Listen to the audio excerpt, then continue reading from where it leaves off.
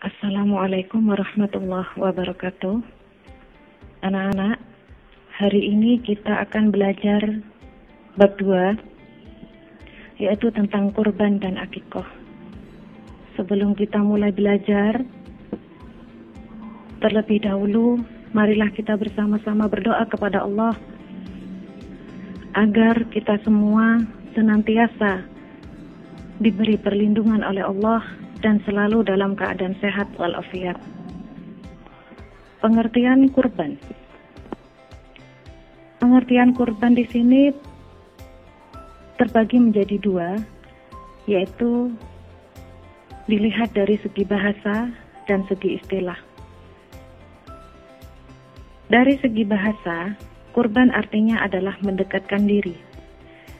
Kemudian dari segi istilah adalah menyembelih binatang ternak atau binatang tertentu yang memenuhi syarat tertentu pada hari raya Idul Adha dan hari Tasyrik.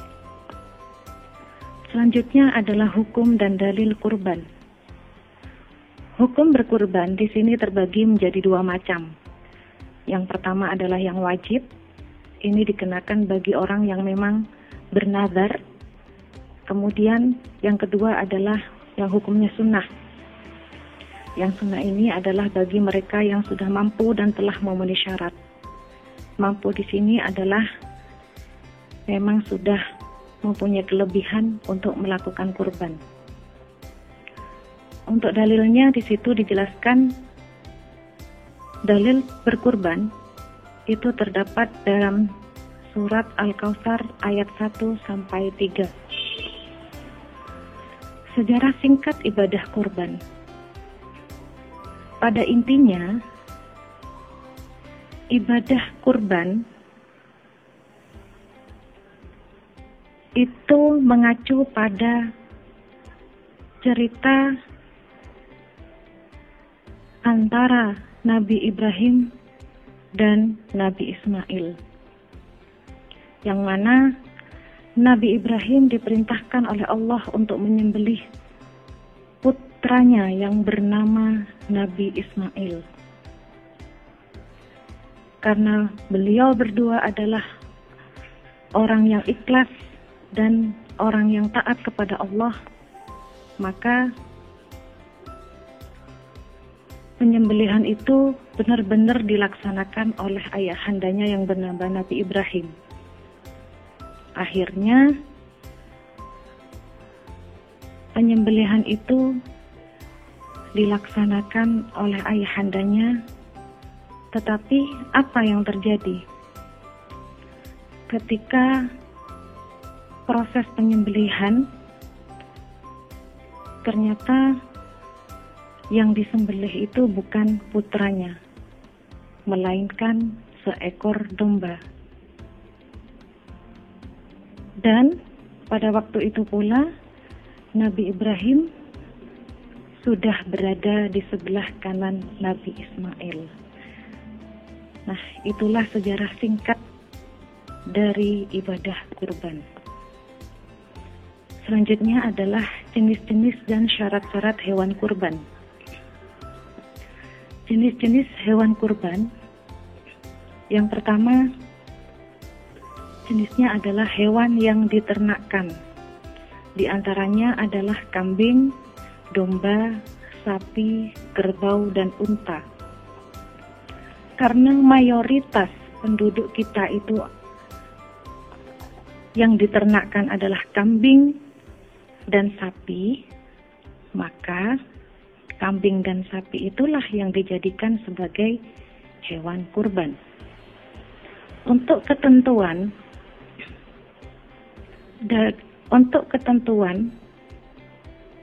kambing atau domba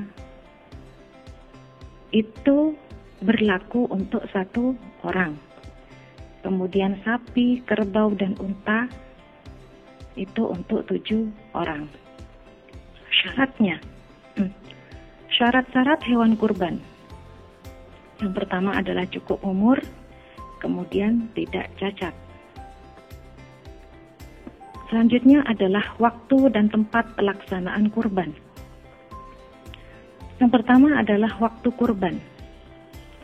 Waktu kurban itu dilaksanakan selama 4 hari, yaitu ketika hari raya Idul Adha dan pada hari tasyrik.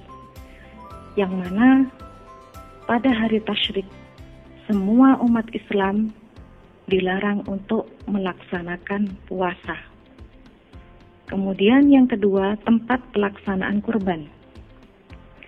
Biasanya pelaksanaan kurban itu dilaksanakan di tempat yang memang sudah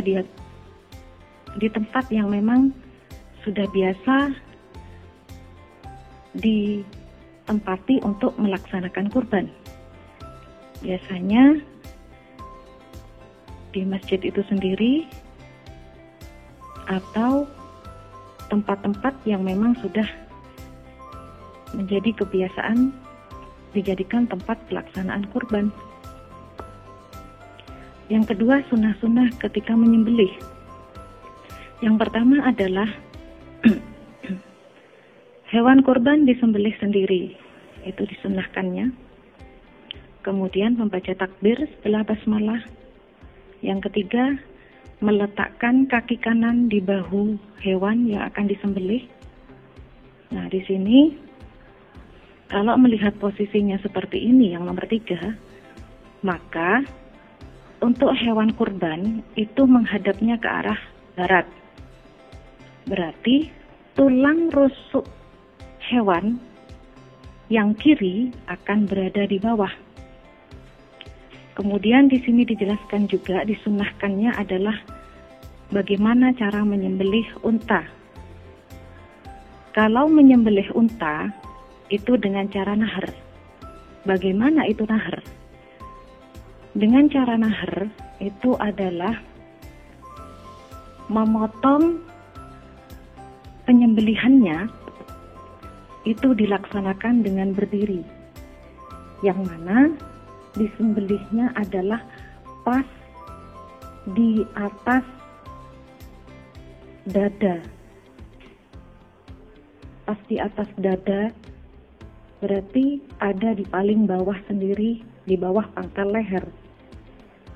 Dan itu caranya dengan berdiri. Beda dengan binatang yang lain. Kalau binatang yang lainnya biasanya dengan cara berbaring. Maka kalau dengan cara berbaring itu adalah proses menyembelihannya ada di pangkal leher, agak ke atas dari atas dada. Jadi kalau menggunakan jari itu 4 jari di atas dada. Kemudian bagi yang berkurban ini disunnahkannya apabila adalah ketika masuk 10 hari pertama Dzulhijjah, ini disunahkannya tidak memotong rambut dan kukunya, karena ini seakan-akan kita itu masih dalam keadaan yang memang keadaan yang harus menunggu binatangnya itu untuk disembelih. Ketika sudah disembelih, maka orang yang berkurban itu sudah boleh melaksanakan pemotongan kuku maupun rambutnya. Kemudian memakan sebagian daging kurban. Selanjutnya adalah bersedekah dengan daging itu sendiri. Cara dan penyembelihan kurban. Nah, ini cara penyembelihan hewan kurban tadi sudah dijelaskan bahwa kalau dzab itu adalah menyembelih hewan dengan posisi berbaring selain dari unta. Kemudian dengan cara nahar, menyembelih hewan dengan posisi berdiri. Makanya di situ dijelaskan tadi adalah di bawah pangkal leher, di atas dada.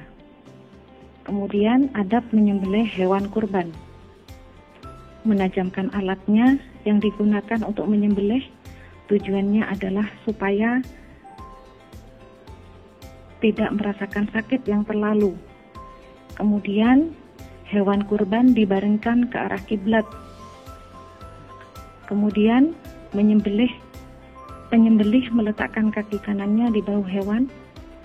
Sebelum menyembelih membaca basmalah, sholawat, takbir, dan doa. Kemudian yang terakhir menyembelih pada pangkal leher. Selanjutnya adalah pembagian daging kurban. Pembagian daging kurban di sini terbagi menjadi 3 bagian yang sama-sama dibagi sepertiga bagian. Yang pertama adalah sepertiga bagian untuk yang berkurban dan keluarganya. Nah, ini perlu diperhatikan bahwa orang yang berkurban nadar itu dilarang untuk memakan daging kurbannya. Kemudian sepertiga bagian lagi untuk fakir miskin. Yang terakhir adalah sepertiga bagian lagi untuk masyarakat sekitar. Biasanya dibagikan dalam keadaan atau kondisi masih mentah.